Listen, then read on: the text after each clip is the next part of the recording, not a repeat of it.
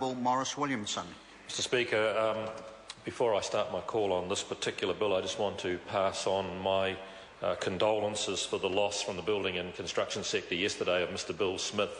He is probably one of the most lively and known characters in the building and construction sector. He actually ended up with the title of Mr Pink Bats at one stage because of the company he had worked for in bringing insulation in, and Bill died yesterday, sir, and I just wanted to pass on my condolences as Minister for that. Sir, this is a bill that I'd like to just take the House through the specifics of and then get to the issue that I think concerned materia ture more than anything, and that's the element of retrospectivity. What happened is that in 2006, the Labor government of the day passed the Plumbers, Gasfitters and Drainlayers Act. Now, this thing hasn't been without trouble, sir. Michael Cullen, while he was Minister, sacked 2 entire boards of the Plumbers, Gasfitters and Drainlayers. So it's not like it's a bit rich to come along and say somehow it's Morris Williamson's causing this trouble. This trouble's sort of antecedes even, or precedes, Michael Cullen and goes long back. But I'd actually say that now the new board and the people we've managed to get on there, including a character called Peter Jackson, who's not the same Peter Jackson that most people in the House would know, the board's actually working quite well. But the problem with the Act was that it had some mistake in its wording. Now, I've gone and looked at the drafting instructions, and I've looked at even the intention of the bill, and I've looked at even the Minister, that is Michael Cullen's speeches. And it was quite clear, as members of this House would expect it should have, that the Act was to allow the plumbers and gasfitters to hold to account poor practice and bad behaviour, not just of registered and licensed practitioners, but anybody else trying to work in the plumbing or the gas fitting or the drain laying area that may actually have no licence. Because it would be hellishly dangerous if someone just happens to arrive in New Zealand, walk off a plane, have no qualifications and say, I might have a crack at gas fitting. But the wording was wrong, and the wording actually only allowed the board to go after licensed practitioners. And it was a mistake. It wasn't intended. So think about it in another industry. How would we feel if the CAA were only entitled to go after licensed pilots and prosecute them for poor behaviour? But if someone said, I'm going to have a crack at flying the 747 and I'm not a licensed pilot, you can't touch me. Everyone would just laugh at you. You'd say, it's just ridiculous. Fred's up there flying a 747 and the only reason you can't touch him is he's not a licensed pilot. Or if in the medical fraternity a guy said, well, I've got no qualifications at all, so I'm going to have a crack at brain surgery this afternoon. Now, because I'm not a registered doctor, you can't touch me. It's just crazy. The board is there to protect human safety, public safety, and their role is to go out and prosecute and catch people who are performing poor practice. And, Mr Speaker, that was the intention at the time. Ask Michael Cullen. Ask him. That was the intention that was in the drafting instructions. But the Labor government got the wording wrong.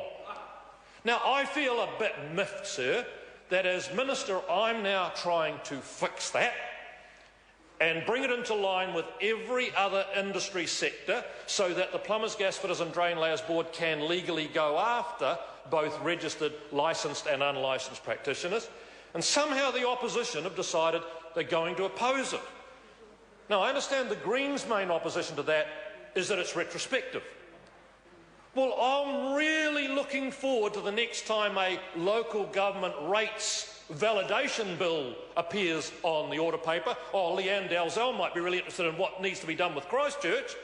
I'll be watching with a great interest if Labor say, oh, well, it's not fair to make those rates that have been collected for 5 or 6 years illegally because the wording was wrong in the Act or the wording was wrong in the rates, and now we're going to pass a validation bill through this House, which we do regularly, which will retrospectively validate an action which was thought to have been the case, but was wrong. I'm going to watch it. Now, I've actually got a big list of the validation legislation that Labor has voted for over years, retrospectively validating a whole range of things. They never once got up and say, oh, well, I'm going to watch Leanne Dalzell really with great interest for the Christchurch validation. I want to hear who get up and say, well, it's not fair to keep all those rates from those poor people in Christchurch because the rates weren't set properly. We should give them all that money back over those years and only start from now. Well, I'm going to bet you $1 to a donut, Mr Speaker, that Leanne Dalzell will vote happily to have some rates validation, and the Labor government, or Labor Party, sorry, in opposition will vote happily for a whole range of other validating legislation. But this is actually even more sickening, because it was the Labor government that cocked up. It was them that got the legislation wrong. It wasn't me. I would actually be going to them cap in hand if I had got the 2006 Act wrong and say, look, I'm really sorry about this. I really screwed up. I wrote the wording wrong in the Act. Please help me. That's what I'd do. I'd say, please help me. Is there a way we can get through this? But it wasn't us. It was them, sir.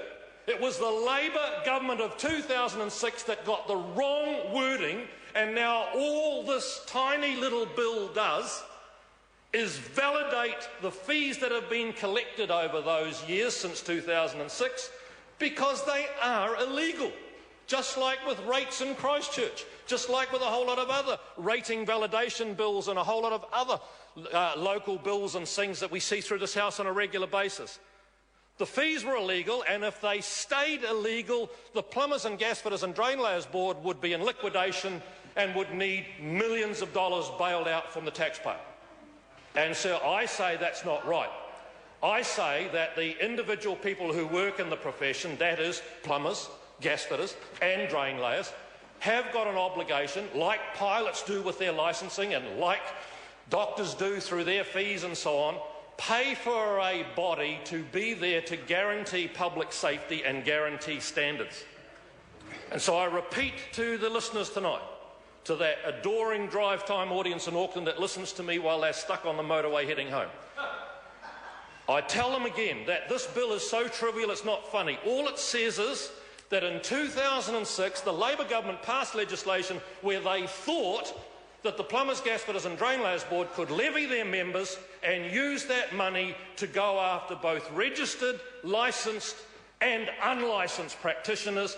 The wording was wrong, and since 2006 those fees that have been collected from those practitioners have been used illegally. We've only found that out when a handful of disgruntled people took it right through to the Regs Review and the Select Committee and so on. And I actually said, look, there's only one way through this. We really need to validate what was expected. So again, I repeat, sir, I am one of the strongest opponents of retrospective legislation in this House. I hate it, but I vote for it every time if it's only trying to validate what everybody thought was the case back there anyway. So if we were passing retrospective legislation today to make the tax rate 60 cents in the dollar back to 2005, I'd be opposed, because everyone knew what the expected tax rate was. But if we're doing this, sir, which is validating something we expected, in fact, Labor expected, and then we came to power 2 years later and just carried on with that expectation, all we're doing is just telling the vast bulk of the practitioners, in fact, every plumber, gasfitter and drainlayer that I've talked to up and down the country said, I thought you always could. And I said, well, we did too, but it turned out there is just some mistake in the wording, just like in the Christchurch rating thing. And so I repeat again, I want next Labor or the next Green Speaker to say, when they get the next validating of some mistake, like a rates validation bill, they will make sure they vote against it because they are opposed to retrospectivity.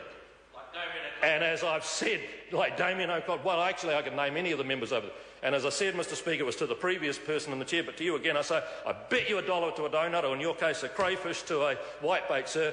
I bet you that when the next validating bill of any sort comes through this House, they will be like lemmings racing over a cliff to vote for it. Barbara Stewart. Thank you, Mr Speaker. I rise on behalf of New Zealand First to take a call on the third reading of